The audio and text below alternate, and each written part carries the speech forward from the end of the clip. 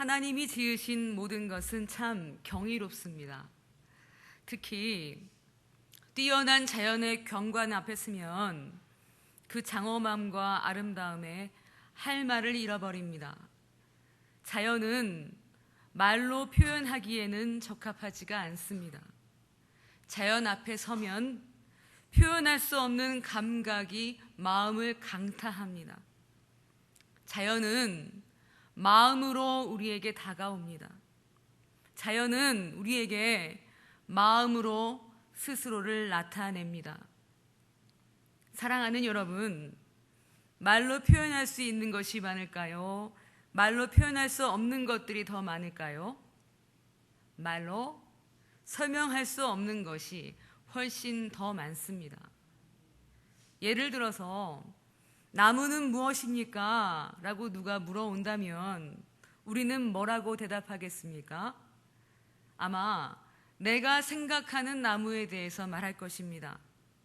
나무는요, 우리 정원에 있는 키 큰 식물들입니다. 이렇게 말할 수 있을 것입니다. 어떤 분은 똑똑하게 사전적인 대답을 하시는 분도 있을 것입니다.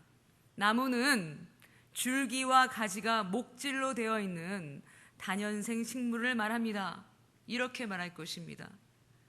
시인들은 나무를 또 어떻게 설명할까요? 나무는 하늘을 품고 땅과 벗하며 사랑을 노래하는 존재입니다. 이렇게 설명할 것입니다. 이 중에 무엇이 진짜 나무입니까? 그 어떤 대답도 나무를 온전히 설명했다고 할 수 없습니다.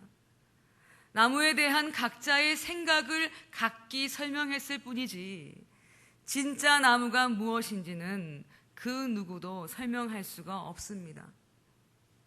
기독교와 유대교를 아우르는 영성가요, 신학자인 랍비 아브라함 헤셸은 사물의 본질은 마음으로 감지하는 것이다 라고 말합니다.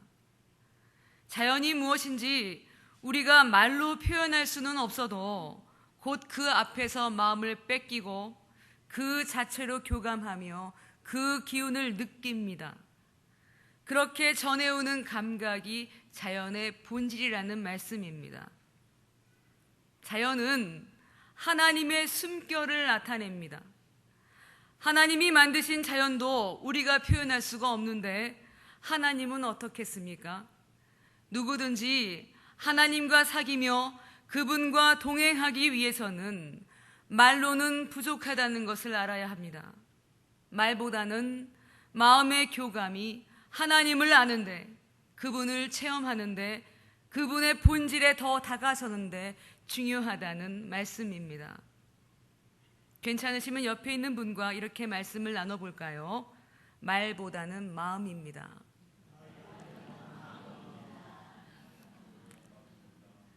우리는요, 말보다는 마음으로 하나님을 아는 존재입니다.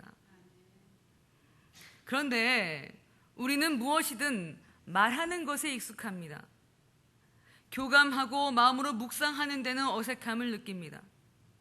말을 하면은 뭔가 분명해지는 기분이 들기 때문에 하나님께 기도할 때도 뭔가 속 시원히 말로 잘 표현하면 기도가 잘 되었다고 그렇게 생각합니다.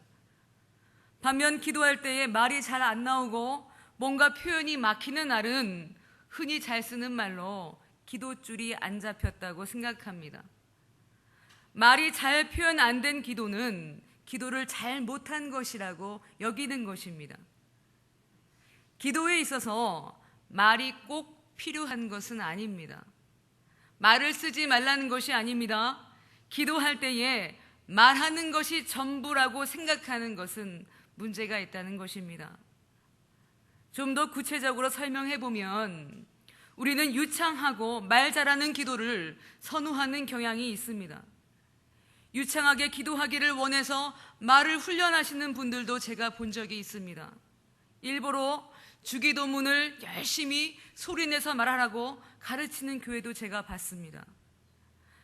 말주변이 좋아지고 유창하고 큰 소리로 기도할 수 있게 되기 위해서 그렇게 말을 훈련하고 있는 것입니다. 그렇게까지는 아니어도 교회들마다 보면은 성도들 사이에서 언제나 아무 때고 달변으로 기도할 수 있는 사람을 은근히 부러워하는 경향을 봅니다. 통성 기도할 때도 자유자재로 유창하게 기도할 수 있으면 좋겠다고 생각합니다. 그런 사람들이 소위 뜨거운 기도의 사람이라고 생각합니다. 왜 그런 것입니까? 기도는 말하는 것이라고 생각하기 때문에 그렇습니다. 사랑하는 성도 여러분, 기도는 꼭 말해야 하는 것이 아닙니다. 말하는 기도도 나름의 기능이 있고 하나님께 기도 제목을 아뢰고 청원하는 데는 매우 좋습니다. 말하는 기도도 해야 할 때가 많습니다. 그렇지만 지금 우리가 주목하고자 하는 것은 기도할 때 말이 반드시 필요한 것은 아니라는 것입니다. 앞에서 말씀드렸듯이 자연은 마음으로 만나고 마음으로 아는 것입니다. 우리 주 하나님도 어떻게 만나겠습니까? 마음으로 만납니다. 하나님은 우리에게 마음으로 관통하여 들어오십니다. 마음을 통해서 하나님을 알게 하시고 마음을 통해 하나님을 체험하게 하신다는 말씀입니다. 너무 중요하기 때문에 한 번 더 옆에 있는 분하고 말씀해 보겠습니다. 말보다는 마음입니다. 아멘. 우리는 말보다는 마음으로 하나님을 알아가며 하나님과 사귐을 경험한다는 말씀입니다.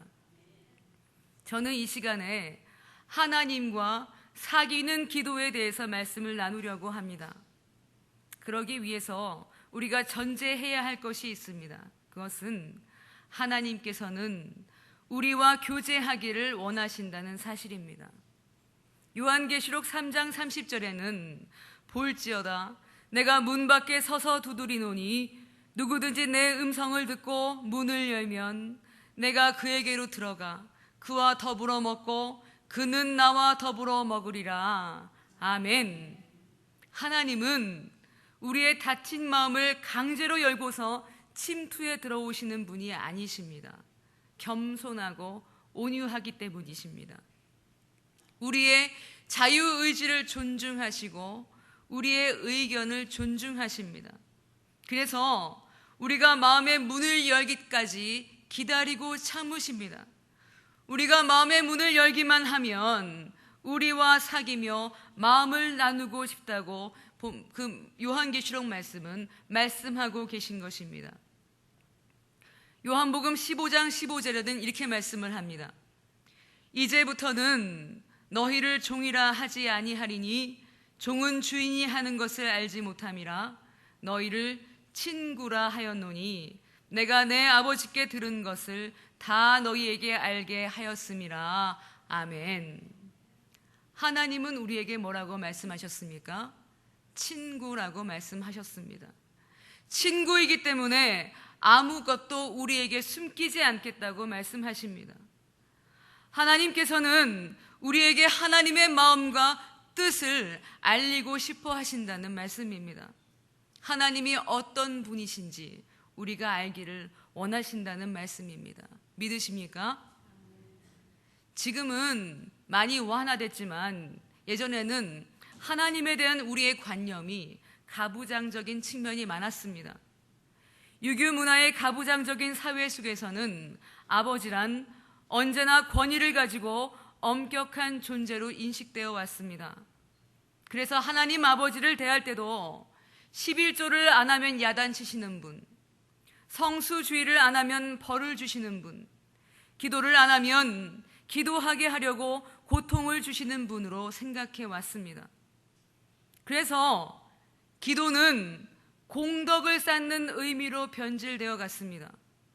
기도는 하나님의 교제라는 가장 중요한 의미는 빠지고 적금 통장과 같은 개념으로 생각하게 되었습니다. 기도하면 할수록 응답이 빠르고 기도하면 할수록 하나님은 우리가 기도한 대로 들어주시지 않을 수가 없다는 고정관념이 들어왔다는 말씀입니다. 사랑하는 여러분, 과연 그렇습니까? 내가 같은 내용의 기도를 많이 해야만 하나님은 응답하시는 분이십니까? 조르고 졸라야만 우리에게 응답하시는 분이십니까? 사실 하나님은 우리의 기도의 내용과 상관이 없이 하나님이 하시고자 하는 일은 반드시 이루십니다. 하나님은 우리를 사랑하시기 때문에 우리가 필요한 것을 잘 아시고 일용할 양식을 주시는 분이십니다. 우리가 설령 기도하지 않는 것이 있다고 하더라도 우리를 사랑하시기 때문에 주신다는 말씀입니다. 믿으십니까? 하나님은 악인도 사랑하셔서 우리와 동일하게 먹고 자며 살아갈 수 있도록 은혜를 베풀어 주십니다. 하물며 사랑하는 자녀인 우리겠습니까? 기도해야만 우리를 사랑하실 것이라고 생각하는 것은 잘못된 생각입니다. 자녀이기 때문에 아무리 잘못해도 우리를 사랑하신다는 말씀입니다. 그런데도 우리는 마치 불의한 재판장에게 읍소하는 과부처럼 우리가 기도를 많이 해서 하나님의 의지를 꺾는 것이 능력 있는 기도라고 생각합니다. 그래서 같은 기도를 또 하고 또 하고 그렇게 기도하지 않으면 안 들어주실까 봐 불안해하고 하는 것입니다. 사랑하는 여러분, 하나님은 주실 것을 주시고 주시지 않을 것을 주시지 않으십니다. 믿으십니까? 내가 기도를 했기 때문에 안 주실 것을 주시고 기도를 하지 않았기 때문에 필요한 것인데도 주시지 않는 하나님이 아니시라는 말씀입니다. 하나님은 우리의 기도를 담보로 일하지 않으십니다. 하나님은 그 섭리로 일하십니다. 주권 가운데 일하시는 하나님이십니다. 믿으십니까? 하나님의 섭리는, 하나님의 주권은, 하나님이 하고자 하시는 일은 무슨 일이 있어도 반드시 하신다는 뜻입니다. 하나님이 하지 않겠다고 결정하신 일이면 아무리 일천번제를 드리며 간구한다고 해도 금식하며 몸부림을 친다고 해도 그 기도에는 응답하지 않으십니다. 기도로 하나님의 의지를 꺾을 수 있다고 생각하지 마십시오. 하나님은 주시지 않는 것은 주시지 않으십니다. 내가 진심으로 기도했다면 횟수에 상관없이 하나님은 일하십니다. 바울은 자신의 병을 고쳐달라고 단 3번 기도했습니다. 바울이 여러 번 기도하지 않아서 병이 낫지 않았습니까? 아닙니다. 결과는 하나님께 있는 것입니다. 중요한 것은 기도했을 때 어떤 결과가 나타나든지 그것이 가장 선한 것임을 믿는 믿음입니다. 우리의 본분은 결과에 상관이 없이 하나님을 신뢰하며 기도하는 것이라는 말씀입니다. 사랑하는 여러분, 하나님은 기도 응답에만 관심이 있는 우리가 그 관심을 돌려서 하나님에게 집중하기를 원하십니다. 본디 문제란 하나님의 입장에서는 아무것도 아니기 때문입니다.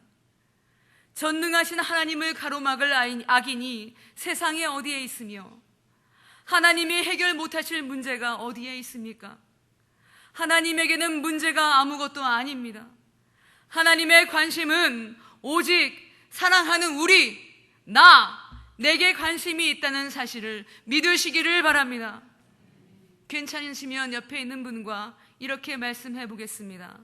하나님은 문제가 아니라 나에게 관심이 있으십니다.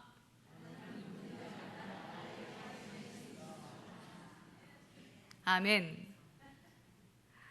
하나님은 우리가 기도할 때 우리에게 관심이 있으십니다. 그래서 사실 우리가 살면서 생기는 많은 문제들, 고통들은 하나님께서 우리에게 말을 걸어오시기 위한 통로에 불과한 것입니다. 하나님은 그 어떤 것보다도 우리 한 사람이 하나님을 알아가고 하나님과 깊이 교제하는 가운데 그분을 닮도록 하는 데 관심이 있으십니다. 믿으십니까? 그렇기 때문에 하나님과 교제하는 삶에 관심을 가지고 하나님과 사귀는 기도를 해야 합니다. 우리의 기도가 응답이 아니라 하나님께 집중되어야 합니다. 저는 이 시간 하나님과 사귀는 기도를 위해서 몇 가지 제안을 하려고 합니다.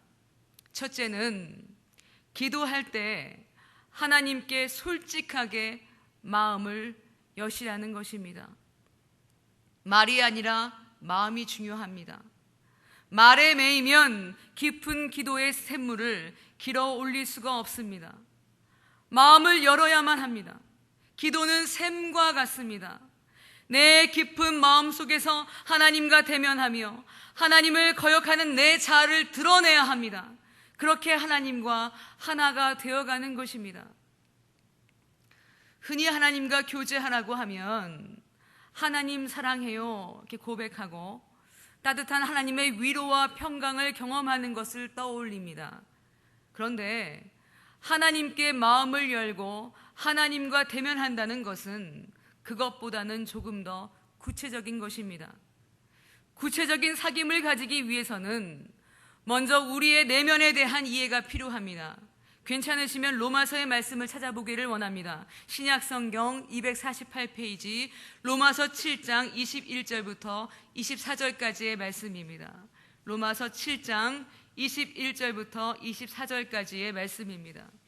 신약성경 248쪽입니다.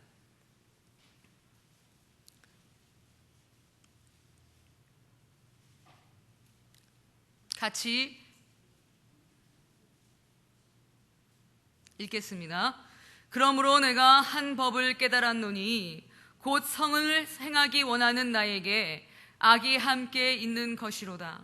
내 속사람으로는 하나님의 법을 즐거워하되 내 지체 속에서 한 다른 법이 내 마음의 법과 싸워 내 지체 속에 있는 죄의 법으로 나를 사로잡는 것을 보는도다. 오호라, 나는 곤고한 사람이로다. 이 사망의 몸에서 누가 나를 건져내랴. 아멘. 방금 읽은 말씀에서 사도 바울은 자신의 마음에 선을 행하기 원하는 나와 죄를 짓는 나가 함께 있는 것을 깨달았다고 말씀합니다. 그것을 해결할 능력이 바울에는 없었기 때문에 오호라, 나는 곤고한 사람이로다 하고 탄식하고 있는 것입니다. 바울이 말한 대로 죄를 짓는 나는 내 깊은 마음속에 둥지를 틀고 있습니다. 심리학자들은 깊은 마음속을 일컬어 무의식이라고 말합니다. 이 무의식 안에 죄를 짓는 나가 있다는 것입니다. 그것을 분석 심리학자 칼 융은 그림자라고 표현했습니다. 옆에 있는 분에게 이렇게 말씀해 보겠습니다. 우리의 무의식 속에 그림자가 있습니다.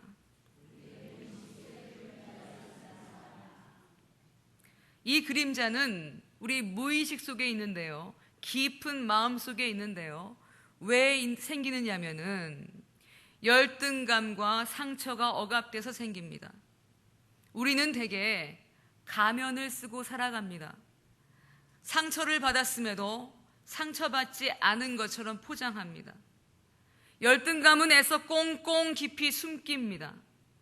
대부분의 사람들은 자신의 약점을 극복하려고 하지 않습니다. 자신의 약점을 묻어두고 그저 잊어버리려고 합니다. 상처받은 것, 죄에 연약한 모습, 열등감 등은 점점 내 무의식 안에 감춰져서 마치 내 모습이 아닌 것처럼 숨겨집니다. 그렇게 생긴 것이 그림자라는 말씀입니다. 이 그림자가 나로 하여금 죄를 짓게 하고 다른 사람에게 상처를 주게 합니다.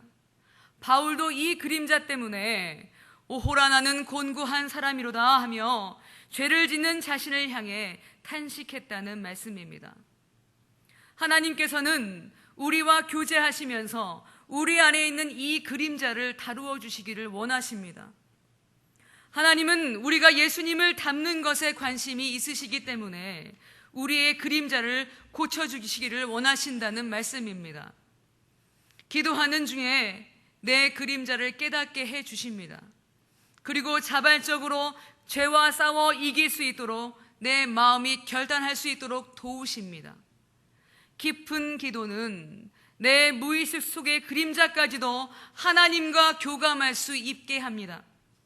이렇게 하나님과 교통하며 감정적인 일치를 이루기 위해서는 무엇보다 먼저 솔직하게 마음을 열고 기도해야 한다는 사실을 믿으시기를 바랍니다. 옆에 있는 분에게 이렇게 말씀하겠습니다. 솔직해야 합니다. 제가 주문이 많지요. 솔직해야 합니다. 그런데요, 우리에게는 의외로 솔직하지 못한 부분들이 많이 있습니다. 그것은 오랜 통념 때문입니다. 이런 복음 성가도 있지 않습니까? 한 소절만 불러보겠습니다. 왜 나만 겪는 고난이냐고 불평하지 마세요. 거기까지만 하겠습니다. 은혜로운 노래이긴 합니다만 사실 솔직한 모습과는 거리가 있는 가사입니다. 서운한 감정을 감추고 어떻게 솔직할 수가 있겠습니까? 우리는 그리 아니하실지라도에 너무나 익숙합니다. 어떤 상황 속에서도 하나님을 신뢰하는 것은 마땅한 우리의 자세입니다. 그렇게 되어야 하는 줄 믿습니다. 그러나 이런 믿음을 갖기 위해서는 머리로는 이해되지만 아직 마음으로는 인정할 수 없는 것에 대해서 솔직해져야 한다는 말씀입니다. 예를 들어서 오래도록 힘겨운 삶 속에서도 열심히 기도하며 살아가시는 성도님이 계십니다. 이분의 머릿속으로는 하나님이 나를 사랑하심을 이해합니다. 하지만 사실 마음으로는 아무리 기도해도 바뀌지 않는 어려운 현실 때문에 서운한 마음이 있습니다. 그래도 드러내지 않고 끝까지 불평하지 않는 것이 믿음이라고, 신앙심이 깊은 것이라고 생각했습니다. 그래서 하나님, 왜 내가 이런 고난을 겪어야 합니까? 라고 솔직하게 마음을 드러내 본 적이 없습니다. 이런 경우에 이 성도님은 그 의도는 매우 선하시지만 솔직한 것은 아니라는 말씀입니다. 아프면 아프다고, 왜 나만 이렇게 오래도록 고통을 당하는 것이냐고 솔직하게 털어놓아야 거기서 사귐이 시작됩니다. 그 걸리는 마음, 하나님에 대한 서운함을 드러내는 것이 내 마음속의 그림자를 열어주는 열쇠가 되기 때문입니다. 말하지 않아도 됩니다. 서운한 감정, 아픈 마음 그대로 하나님께 나아가는 것으로부터 하나님과의 사귐은 시작된다는 사실을 믿으시기를 바랍니다. 하나님께는 언제나 솔직하시기를 바랍니다. 두 번째 제안은 말씀을 들으며 내 마음의 흐름에 주목하시라는 것입니다. 옆에 있는 분에게 이렇게 말씀해 보겠습니다. 말씀으로 기도하십시오. 히브리서 4장 12절 13절은 여러분이 잘 아시는 말씀입니다. 제가 한번 읽어보겠습니다. 하나님의 말씀은 살아있고 활력이 있어 좌우에 날선 어떤 검보다도 예리하여 혼과 영과 및 관절과 골수를 찔러 쪼개기까지 하며 또 마음의 생각과 뜻을 판단하나니 지으신 것이 하나도 그 앞에 나타나지 않음이 없고 우리의 결산을 받으실 이의 눈앞에 만물이 벌거벗은 것 같이 드러나느니라. 아멘. 하나님의 말씀은 혼과 영을 찔러서 쪼개기까지 하십니다. 다 드러내십니다. 믿으십니까? 말씀을 읽고 또 읽으며 내 마음을 느껴보시기 바랍니다. 말씀이 내 마음을 벌거벗은 것 같이 드러내실 것입니다. 말씀을 통해서 내 마음의 흐름을 감지하고 말씀과 마음이 부딪혀오는 그 지점에서 하나님과 교통하시기를 바랍니다. 사랑하는 여러분, 사귀는 기도는 내 마음을 감지하며 하나님께 나아가는 것입니다. 내 마음을 벌거벗은 것 같이 드러내고 하나님 말씀 앞에서 내 죄 짓는 자, 그림자가 빛 가운데 드러나고 하나님과 함께 그 그림자를 해결해 가는 것입니다. 기도 속에서 내 내면의 그림자를 다루시는 하나님과 나는 오래도록 씨름하면서 묻고 답하는 가운데 결국에는 심정적인 일치를 맛보게 될 것입니다. 하나님은 절대로 우리를 포기하지 않으실 것입니다. 그 깊은 사귐 속에서 내가 점점 그리스도를 닮는 형상으로 회복될 때까지 끝까지 우리와 함께 하실 것입니다. 우리가 오래도록 기도하는 삶을 살아도 변화되지 못하는 이유가 무엇이겠습니까? 주로 말하는 영역, 생각하고 의식하는 영역에서만 기도했기 때문입니다. 자연 앞에서 우리 사람들은 그 장엄함에 직면해서 할 말을 잊어버립니다. 자연이 무엇인지 우리는 생각으로 설명할 수도 없고 말로 표현할 수는 없지만은 그 기운과 그 감정의 부딪힘으로 자연의 본질을 감지합니다. 본질은 말로 깨닫는 것이 아닙니다. 마음으로 부딪혀 오는 것입니다. 그렇기에 하나님을 만나며 그분의 선하심과 온전하심, 그 사랑을 대면하는 것은 마음으로 이루어지는 것임을 믿으시기를 바랍니다. 오늘 본문으로 다 같이 돌아가 보겠습니다. 신약성경 339쪽 디모데전서 4장 4절부터 5절입니다.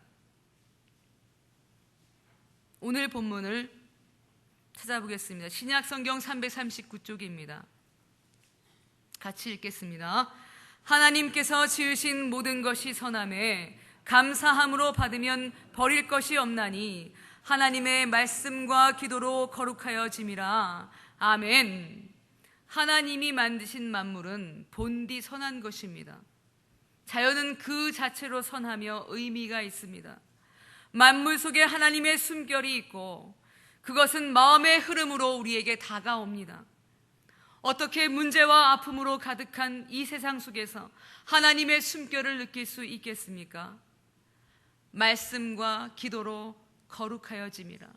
아멘. 말씀으로 하나님과 깊이 교감하며 사귐의 기도를 통해서 우리는 하나님을 대면하며 그리스도의 형상으로 빚어집니다. 저는 이번 가을에 10월 첫째 주부터 하나님 알고 싶어요 시즌2를 진행하려고 합니다. 시즌2라고 이름을 지은 이유는 기존의 하나님 알고 싶어요를 심화하고 실천적인 면에 강조점을 두게 하기 위해서입니다. 그래서 이번 시즌2에서는 기도 세미나를 몇 주에 걸쳐 포함시키려고 합니다. 사실 짧은 이 시간에 다 하지 못한 이야기가 많이 있습니다. 하나님과 깊은 교감으로 기도하기를 원하시는 분들 중에 관심이 있으신 분들은 함께 이야기를 나누며 함께 배우는 시간이 되었으면 좋겠습니다. 말씀을 마치려고 합니다. 하나님의 자녀로서 우리는 청원하고 간구하는 기도를 해야 할 때도 있습니다. 아버지이신 하나님은 우리에게 좋은 것으로 응답하시는 분이십니다. 기도하는 가운데 우리는 하나님께서 더 좋은 것을 허락해 주심을 깨닫기도 하고 성령의 인도하심에 따라 잘못된 기도의 방향을 수정하기도 합니다. 오늘 말씀을 통해 저는 말로 하는 기도를 더 이상 하지 말라고 주장하고 있는 것이 아닙니다. 청원하며 간구하는 기도는 그간 우리가 많이 해오던 기도이며 앞으로도 해야 할 기도입니다. 어떤 기도를 하든지 중요한 것은 기도의 목적임을 기억하시기를 바랍니다. 우리의 기도의 목적은 우리 하나님에게 있습니다. 믿으십니까? 문제보다는 하나님 그분을 만나는데 기도의 방향을 맞추시기 바랍니다. 솔직하게 마음을 열고 말씀을 통해서 하나님께 집중하는 가운데 성령께서 말할 수 없는 탄식으로 우리 대신 기도하시며 깊은 기도의 셈에서 치유와 회복, 사랑과 생명의 물을 길어주실 줄 믿습니다. 오늘 본문 디모데전서 4장 5절만 같이 읽으면서 마치겠습니다. 하나님의 말씀과 기도로 거룩하여짐이라. 아멘. 기도하겠습니다. 아버지 하나님, 기도할 수 있도록 해주셔서 감사합니다. 하나님과 교감하며 하나님을 알아가며 주님과 사귀게 해주심을 감사합니다. 주님의 마음이 우리의 마음이 되며 주님의 뜻이 우리의 뜻이 되어 날마다 그리스도의 형상을 빚어가는 우리들이 될 수 있도록 도와주시옵소서. 예수님의 이름으로 기도합니다. 아멘.